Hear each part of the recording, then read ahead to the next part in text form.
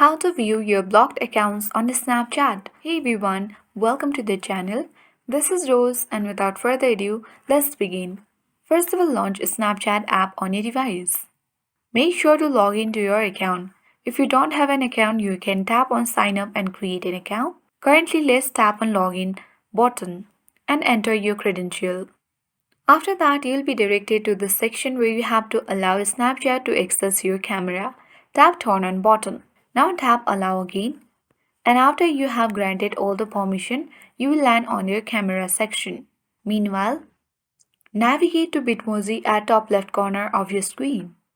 Now tap gear icon at top right. Scroll down and navigate to blocked option or blocked users on your settings section, and from here you will see all your blocked users on Snapchat. If you have blocked any Snapchatters, you will view your blocked accounts on this page.